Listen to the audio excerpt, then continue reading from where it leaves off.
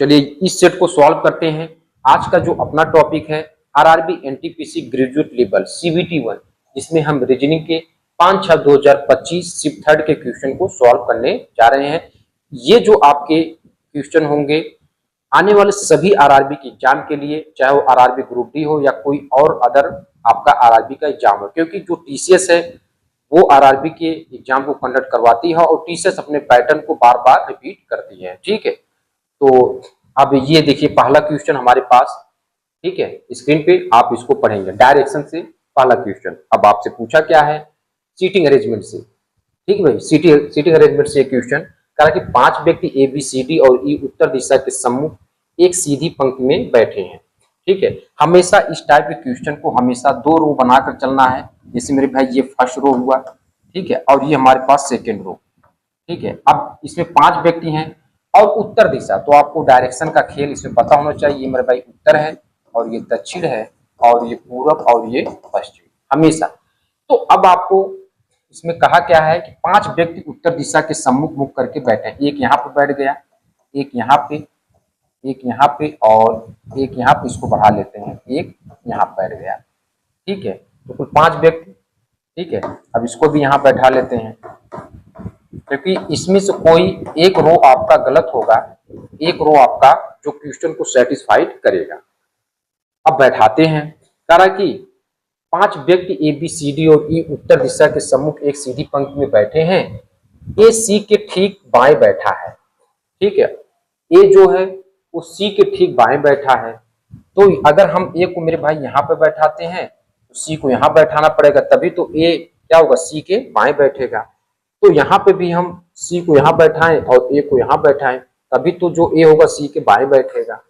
ठीक है, ठीक नहीं भाई, ऐसे, क्योंकि उत्तर दिशा की तरफ है तो बायां इधर दायां इधर। ठीक है, चलिए ए और ई के बीच केवल सी बैठा है। ठीक है, अब यहाँ पे ए, इसके आगे कुछ है ही नहीं है, तो यहीं पे हो गया मेरे भाई, ये रो गलत हो जाएगा। हमने आपको पहले बताया था कि 2 रो लेकर चलना है, एक रो कहीं कहीं आपका गलत होगा ही होगा। ठीक है, अब यहाँ पे ये वाला लेकर चलेंगे, क्योंकि ए और ई के बीच में केवल सी, तो ई को यहाँ बैठा देंगे तो सी बैठा है। बी ई के दाएं ओर बैठा है, जो बी है वो ई के दाएं ओर, तो ई का दायां यानी बी यहाँ पे बैठा है। डी बी के दाएं बैठा है, जो डी है वो बी के दाएं, तो बी का दायां यहाँ। अब पूछा क्या है, पंक्ति के बाएं छोर के अंत में कौन बैठा है, तो बाएं छोर के अंत में कौन बैठा मेरे भाई, ए बैठा है। तो A is the right answer of this one. ये सी वाला विकल्प आपका, सी वाला ऑप्शन आपका सही हो जाएगा। तो ऐसे क्वेश्चन को हमेशा आपको ऐसे ही अटेम्प्ट करना है, खासकर सीटिंग अरेंजमेंट से क्वेश्चन आए और उसमें रो वाला आए तो 2 रो आपको बनाकर चलना है। ठीक है, उसमें से एक रो क्या होगा, क्वेश्चन को सेटिस्फाइड करेगा और एक रो आपका कहीं कहीं गलत हो जाएगा। नेक्स्ट आते हैं, ये क्वेश्चन सॉल्व करें मेरे भाई। कह रहा है 54 एक निश्चित तर्क शक्ति के तर्क के अनुसार 59 से संबंधित है। यानी मेरे भाई कह रहा है कि 54 जो है वो किसी तर्क के अनुसार 59 से संबंधित है। ठीक है, और 30 35 से संबंधित है। ठीक है, तो कह रहा है 11 निम्नलिखित में से किससे संबंधित होगा। तो मेरे भाई 54 और इसके बीच डिफरेंट देखा जाए तो देख रहे हैं 5 + 5 का, ये भी +5 का, तो बस यहाँ भी +5 ऐड करेंगे तो 16 is the right answer of this one.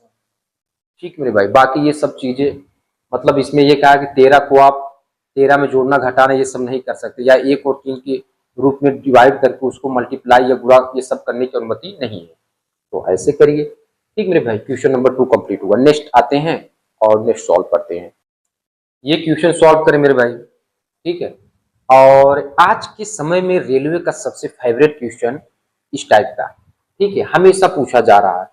तो इसमें मेरे भाई कुल मिलाकर के हैशटैग की जगह पे क्या रखे, परसेंटेज की जगह पे क्या रखे कि इनका रेशियो बराबर रहे। रेशियो का मतलब जो भी आप पैटर्न लगा रहे हैं वो बराबर रहे। तो हमको ये बारी बारी से चेक करवाएगा। तो हैशटैग की जगह पहले ये रखते हैं मेरे भाई JQM। ठीक है, तो JQM और इसका कंपेयर इससे करेंगे LQ और T से। तो अब यहाँ पे हम J हमारे पास क्या मेरे 10 पे, और ये Q 17 पे, M 13 पे और L 12 पे, ये 17 पे और ये हमारे पास कितने मेरे भाई 20 है। अब इनके बीच डिफरेंस देखें, +2 +0, ठीक मेरे भाई, और यहाँ पे 7 है। अब चलिए यही पैटर्न अगर इसमें वाले में परसेंटेज पे भी फॉलो कर लिया तो मेरे भाई ये सही हो जाएगा, लेकिन इसको चेक करेंगे AJM से। अब परसेंटेज की जगह पे CPK तो ये 1 पे है, और J हमारे पास 10 पे, M 13 पे, और C हमारे पास 3 पे है, P ठीक है 16 पे, और K 11 पे। अब पैटर्न आप चेक करें, ठीक है, तो यहाँ +2 तो है ही है मेरे भाई, यहाँ पे +6, और यहाँ पे देख रहे हैं -2 आ गया। क्या पैटर्न फॉलो कर रहा है? नहीं, यानी ए वाला नहीं है, ठीक है, ए वाला पैटर्न का फॉलो नहीं कर रहा मेरे भाई। तो इसको रब करते हैं, इसको रब करते हैं। अब बी वाला चेक करते हैं, तो हैशटैग की जगह पर JPR, और इसका कंपेयर इससे LQT से, ठीक है। पहले इसमें पैटर्न देखते हैं, ये 10 है मेरे भाई, ये P हमारे पास किस पे आता है 16 पे, और R हमारे पास 18 पे, L हमारे पास मेरे भाई 12 पे है, और Q 17 पे, और T 20 पे। तो पैटर्न देखे +2 और ठीक है, ठीक है +1 और +2 +2 +2 +1 +2 का पैटर्न बन रहा है। अब इसमें भी चेक कराते हैं, तो AJM का कंपेयर किससे करेंगे? CKO से। तो A 1 पे है मेरे भाई, J 10 पे, M 13 पे, और C 3 पे है, और K हमारे पास किस पे है 11 पे, और O 15 पे, ठीक है। तो देख लें +2 +1 और +2 हो गए ना, +2 +1 +2 +1 +2। तो पैटर्न फॉलो किया तो बस यही सही है, बाकी किसी को चेक करने की जरूरत नहीं। अब यही मान लीजिए किस्मत का खेला, अगर यही आपको डी ऑप्शन पे बैठा रहता है तो कुल मिलाकर के आपको बारी बारी से चेक करना पड़ता है, ठीक है। वो अलग बात है कि कोई टीचर ने बस कुन्ने में लिखा है वहां पर चिपका दिया ऐसे, ठीक है, नहीं तो आपको बारी बारी से चेक करना पड़ेगा। अब ये थर्ड वाला कंप्लीट हुआ मेरे भाई, अब आते हैं फोर्थ पे। चलिए फोर्थ वाला क्वेश्चन प्ले करवाएं। चलो मेरे भाई ये क्वेश्चन सॉल्व करें, क्वेश्चन नंबर 4। आपसे क्या कहा क्वेश्चन नंबर 4, ठीक है। अब इसमें ये क्वेश्चन देखें भाई, आपसे क्या कहा है, निम्नलिखित संख्या और प्रतीक संख्या पर संदर्भ में ले तथा नीचे दिए गए प्रश्न का उत्तर दें। कह ऐसी कितनी संख्या है जिनमें से प्रत्येक ठीक पहले एक संख्या है, यानी ऐसी कितनी संख्याएं हैं जिनमें से प्रत्येक ठीक पहले एक संख्या, ऐसी कितनी संख्याएं हैं जिनमें से प्रत्येक के ठीक पहले एक संख्या, ठीक है, यानी एज नंबर एज डिजिट रहना चाहिए कुल मिलाकर, और ठीक बाद में एक प्रतीक हो, ठीक बाद में क्या हो एक प्रतीक हो, यानी एज ए सिंबल हो, कुल मिलाकर ये, ठीक है। ऐसी कितनी संख्या है, तो अब ये वाला अगर लेकर चल रहे तो मेरे भाई ये तो प्रतीक है ही नहीं है, और अगर ठीक है बाद में क्या होना चाहिए, ऐसी कितनी संख्याएं हैं जिनमें से प्रत्येक ठीक पहले एक संख्या और ठीक बाद में एक प्रतीक हो, ऐसी कितनी संख्याएं हैं ये आपको बतानी है, ठीक है, यानी कुल मिलाकर के बीच में आपकी संख्या भी रहनी चाहिए। तो यहाँ पे अगर देखें तो ये डिजिट तो है ही है, और यहाँ पे लेकिन संख्या नहीं है, ठीक है, तो ये हटेगा, और ये हमारे पास ये वाला एक पैटर्न ये बन गया, ठीक है। देख रहे हैं पहले भी आपका एक डिजिट है, और बाद में तो प्रतीक है ही है, बीच में आपका डिजिट है ही है, और एक ये बन गया, ठीक है। तो कुल मिलाकर के बस यही दो बन रहे हैं, ठीक है, इनमें से प्रत्येक ठीक पहले एक संख्या और ठीक बाद में एक प्रतीक है, बस दो ही बन रहे हैं। ठीक मेरे भाई, बस दो ही, यानी कुल मिलाकर ऑप्शन नंबर सी सही हो जाएगा। चलिए मेरे भाई ये क्वेश्चन सॉल्व करें। ठीक है, सीटिंग अरेंजमेंट कह रहा है कि O P Q R S T और यू में से प्रत्येक की परीक्षा सोमवार को शुरू होकर रविवार को समाप्त होती है। तो सबसे पहले आपको सोमवार से शुरू होकर के सोमवार, मंगलवार, बुध और ये बृहस्पति, ठीक है, और ये शुक्र, शनि और ये रवि, तो कुल मिलाकर के, ठीक है, ये होता है सोमवार से शुरू होकर रविवार को समाप्त होने वाली एक सप्ताह अलग अलग दिनों की होती है। यस की परीक्षा बुधवार को होती है। अब इसी में एस है और एस की परीक्षा बुधवार होती है। आर की परीक्षा पी के बाद, आर की जो परीक्षा है वो पी के बाद होती है, इसी दिन होती है। टी की परीक्षा क्यू से पहले होती है। टी की जो परीक्षा है वो क्यू से पहले होती है। यू की परीक्षा ओ के ठीक बाद होती है। यू की परीक्षा जो है वो ओ के ठीक बाद होती है, ओ के ठीक बाद होती है। ठीक है, ठीक बाद होती है। एस की परीक्षा ओ से ठीक पहले होती है और एस की परीक्षा ओ से ठीक पहले होती है। टी की परीक्षा यू के बाद किसी दिन होती है, तो टी की परीक्षा यू के बाद यहां होगी।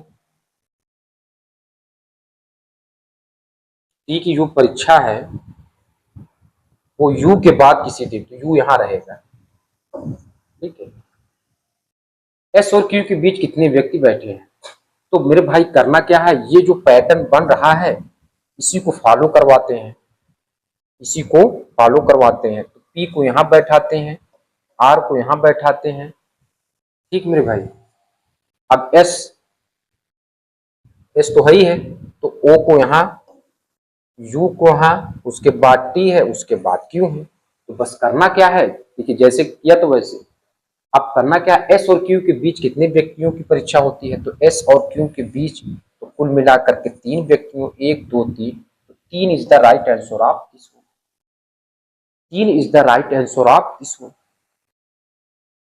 ठीक मेरे भाई, ऐसे सॉल्व करना। नेक्स्ट आते हैं, चलो ये क्वेश्चन सॉल्व करें। अंग्रेजी वर्णमाला क्रम के आधार पर दी गई श्रेणी का पश्चिमी के स्थान पर क्या आएगा। तो अब यहाँ पे देखिए कुल करना क्या है, जे जी एम का तुलना के एच एन। ठीक है, पहले ये पैटर्न चेक कर लेते हैं कैसा पैटर्न बना है।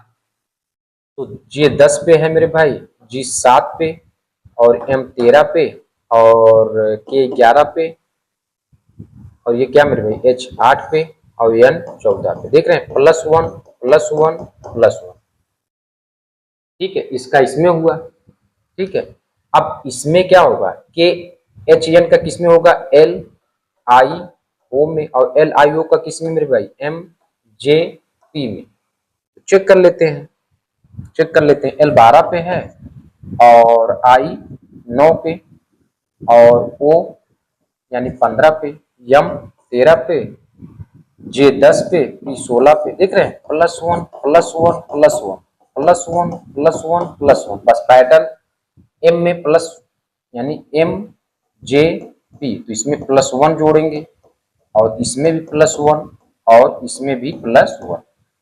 तो एम कितने पे मेरे भाई, 13 पे, जे 10 पे और पी 16 पे।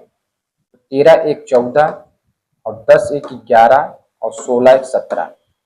14 यानी एन, 11 मेरे भाई किस पे आता है, के, और 17 क्यू। एन के Q is the right answer of this one. ठीक मेरे भाई, ऐसे सॉल्व करना है। नेक्स्ट आते हैं। ठीक मेरे भाई, ये पैटर्न का क्वेश्चन करिए। अंग्रेजी वर्णमाला के क्रम के आधारित निम्नलिखित में 4 अक्षर समूह युग्म में से 3 एक निश्चित तरीके एक समान है, कोई और इस प्रकार एक ग्रुप बनाते, कौन सा अक्षर समूह युग्म उस ग्रुप से संबंधित नहीं है।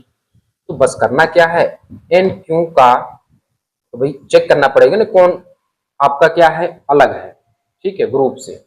तो एन 14 पे है और क्यू 17 पे, आर 18 पे, एम 13 पे, 14 4 18 और ये हमारे पास कितना हुआ मेरे भाई 17, ठीक है। 17 में से कितना घटाएंगे मेरे भाई, यानी -4, देख रहे हैं ये कहाँ पे है मेरे भाई -4, ये माइनस +4 -4 का पैटर्न ये बना, एन एम पी ओ, तो एन 14 पे, एम 13 पे और पी हमारे पास कितना मेरे भाई 16 पे और ओ 15 पे, तो +2 का पैटर्न ये बना, ठीक है। अब इसको चेक कर लेते हैं, एस आर, एस थोड़ा दूर दूर लिखते हैं, एस आर और यू टी, एस यानी 19 पे, आर 18 पे और यू 21 पे और टी 20 पे। तो देख रहे हैं +2 का पैटर्न, यानी यहां तक तो अभी देख चल ही रहा है, +2 का पैटर्न चल ही रहा है। और यहाँ पे क्या हुआ मेरे भाई, एक में +4 और एक में -4 का पैटर्न, ठीक है। ये भी चेक कर लेते हैं, यही चेक कर लेते हैं यू का डब्लू में, तो यू मेरे भाई कितने पे है, यू 21 और 21 2 23 और टी और वी, टी हमारे पास 20 और वी हमारे पास कितने पे है मेरे भाई 22 पे, तो 20 2 22, यानी यहाँ भी +2 का पैटर्न, बस यही अलग है, ये वाला अलग है, बाकी सभी तो मेरे भाई +2 का पैटर्न बन रहा है, लेकिन इसमें +4 -4 का पैटर्न बना है और यही सभी से अलग है, डिफरेंट है। तो A is the right answer of this one. Next आते हैं मेरे भाई, ये क्वेश्चन सॉल्व करें डायरेक्शन से। कह रहा है कि सुदीप बिंदु ए से ड्राइव करना आरंभ करता है, दक्षिण की ओर 3 किलोमीटर ड्राइव करता है।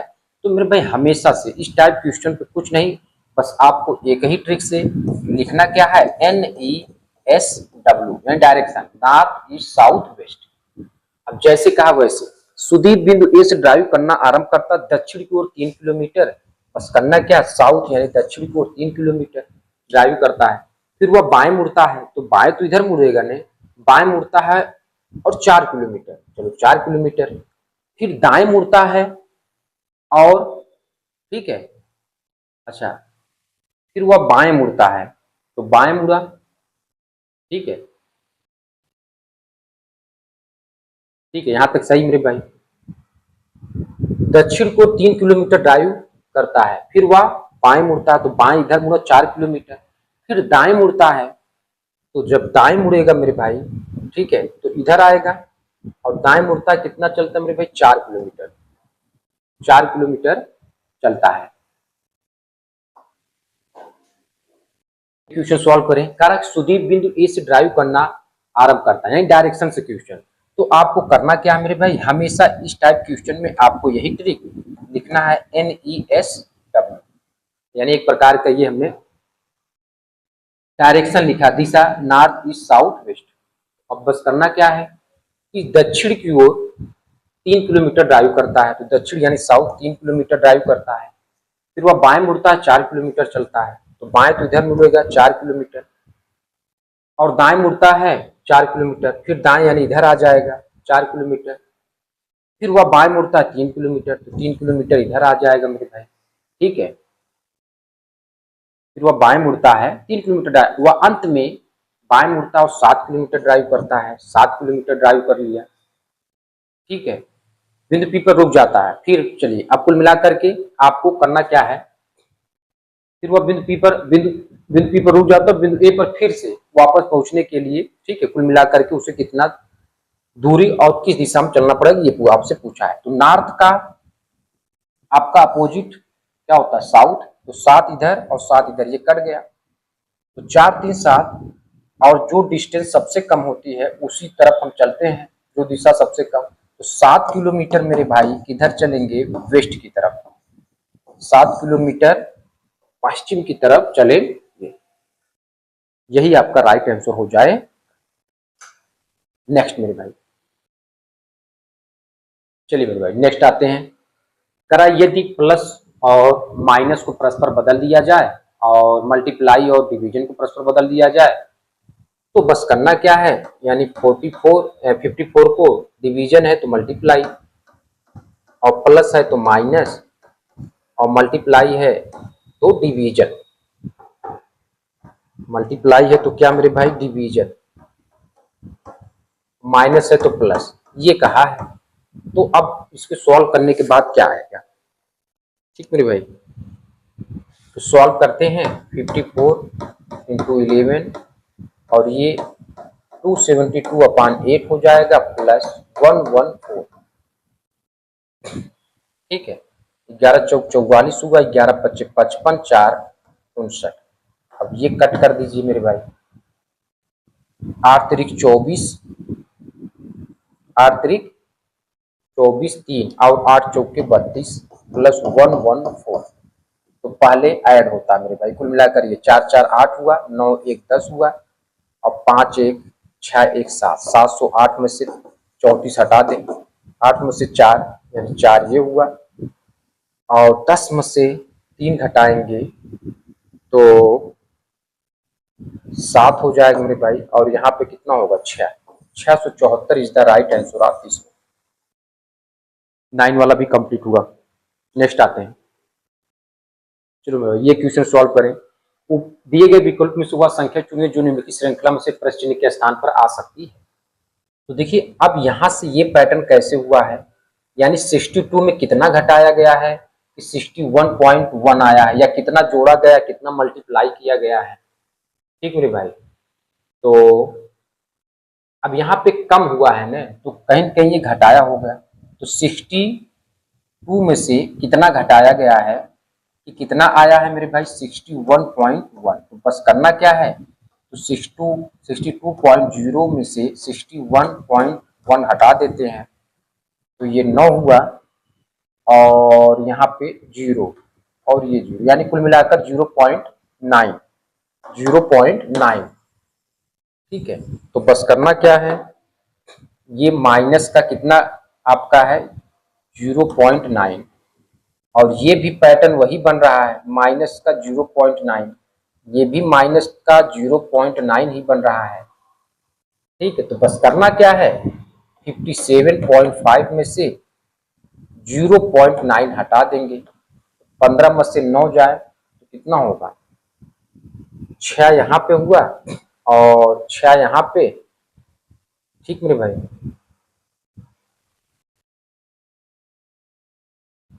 ठीक है, और 5 यहाँ पे।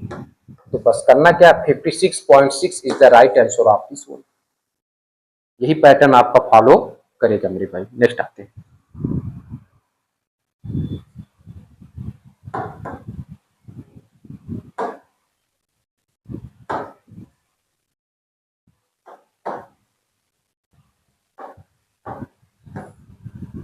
चलिए नेक्स्ट आते हैं। ये क्वेश्चन सॉल्व करें मेरे भाई, कैसे सॉल्व करेंगे,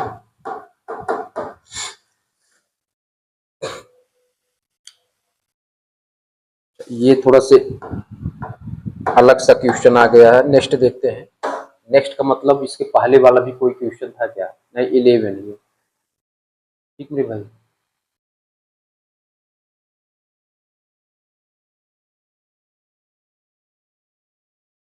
ये तो अभी हमने सॉल्व किया है 11 नंबर का क्वेश्चन, आप देखिए ठीक है क्या दिया है। चलिए अब ये क्वेश्चन कह रहा है कि यदि ए का अर्थ किससे है मेरे भाई, डिवीजन से, और बी का अर्थ मल्टीप्लाई से, तो बस करना क्या है 45 और बी का अर्थ मल्टीप्लाई से, और ठीक है मल्टीप्लाई से, और ए का अर्थ मेरे भाई कितना दिया है, डिवीजन से, और डी का अर्थ क्या है, माइनस से, और सी का अर्थ क्या है मेरे भाई, देखें प्लस से। तो बस सॉल्व करिए, क्या करना, सॉल्व करना है। 14/21 और -17 + 25। तो बस करना क्या है, इसको सॉल्व करना है। 3 सत्ते 21 ये हुआ मेरे भाई, और 15 तिया 45 ये हुआ, और 7 दूना 14 और 15 दूना 30, -17 + 25। और पहले ये जुड़ता है मेरे भाई ये, तो ये 55 - 17। अब इसी को आपको माइनस करना है। तो 15 में से 7 घटाएंगे तो कितना हो जाएगा, ठीक है। तो यहाँ पे हमारे पास यहाँ तक तो सही है, ठीक है।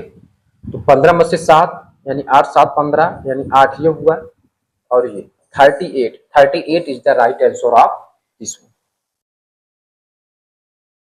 38 आएगा मेरे भाई इसका आंसर।